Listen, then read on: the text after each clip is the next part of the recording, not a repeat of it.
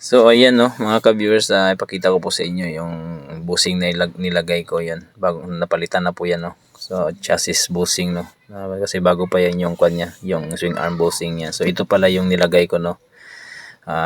Bushing ng piston pin po ito. Kasi yung may-ari ng tricycle na to, yung nagpagawa sa akin ay may dala-dala siyang piston pin. Sabi niya sa akin, ito lang muna ito na lang yung ilagay natin bushing para mas matibay. Piston pin pala yan no ng bushing. So at saka nagpalit na rin ako ng swing arm, yung flat bar niya, yung nilalagyan ng shock. So hindi ko alam kung anong tawag, kalimutan ko anong tawag ng ganyan, basta yan yung kanya.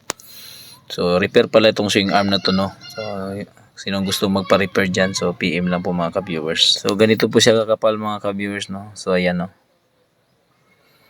Yan, ako po naggawa yan no. So sariling gawa ko po yan.